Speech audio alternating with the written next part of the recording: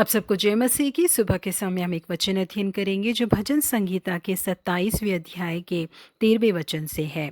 यदि मुझे विश्वास न होता कि जीवितों की पृथ्वी पर यहोवा की भलाई को देखूंगा तो मैं मूर्छित हो जाता।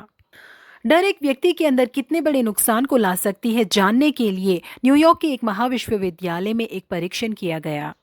इस परीक्षण को करने के लिए उस वैज्ञानिकों ने कुछ भेड़ों को लिया। उन भेड़ों को बिजली का शॉक दिया गया। वो भेड़ इस बिजली के शॉक को किस हद तक सह पाती है करके उन्होंने देखा। बार बार इलेक्ट्रिक शॉक देने की वजह से दोबारा उन्हें कब इलेक्ट्रिक शॉक दिया जाएगा करके ही वो भेड़ें सोचकर घबरा रही थी। दोबारा हमें ना जाने कब इलेक्ट्रिक शॉक दिया जाएगा करके इस बात को सोचकर ही वो बेहद घबरा रही थी। और इसी डर के कारण कई भेड़ मर भी गए।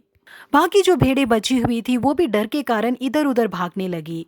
जी हाँ, डर और घबराहट जहाँ होता है वहां पर नुकसान होना संभव बात है।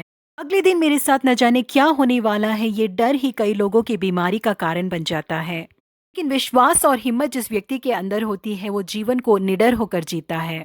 नॉर्मन विंसेंट पेले ने एक बार पर्शियन साम्राज्य के राजकुमार के अंदर जो विश्वास था उसके बारे में बताया।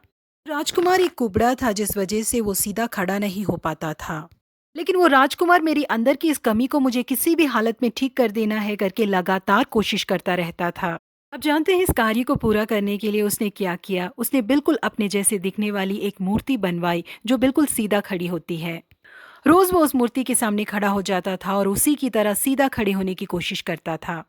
वो प्रतिदिन अपने मन में ये कल्पना करता था कि वो उस मूर्ति की तरह ही बिल्कुल सीधा खड़ा हुआ है। वो प्रतिदिन अपने मन के अंदर अपनी छवि को देखकर लगातार कोशिश करता रहता था। इसी वजह से वो एक दिन उस मूर्ति की तरह बिल्कुल सीधा खड़ा होने लगा। जहाँ पे परमेश्वर के लोगों, बिल्कुल इस भीड़ों की तरह ही हमारे जीवन में अगला क्या होगा करके हम घबराते रहेंगे तो जो बीमारी या जो खतरा हमारे जीवन में नहीं आने वाला है उसे हम न्योता देकर बुला लेंगे। लेकिन पर्शियन राज्य के उस राजकुमार की तरह दुखों के बीच में भी विश्वास के साथ हमारे जीवन में निश्चय ही खुशियां आएंगी करके हम विश्वास करेंगे तो हम निश्चय ही खुशियों को देख पाएंगे। इसीलिए दाऊद भी कहते हैं कि यदि मुझे विश्वास न होता कि जीवितों की पृथ्वी पर यहोवा की भलाई को देखूंगा तो मैं मूर्छित हो जाता।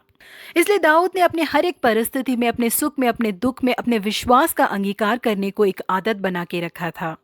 एक बार दाऊद की पत्नी, उसके बच्चे और उसके सारे सिपाहियों को बंदी बनाकर सिकलाग ले जाया गया था। जब दाऊद ने आकर वहां देखा तो वहां कुछ भी मौजूद नहीं था और जिस जगह में वो लोग थे वो जगह पूरी तरह से फूक गई थी। ये परिस्थिति दाऊद की आंखों में आंसू लेकर आ गई थी। अपना बल खोने तक दाऊद रोते रहे।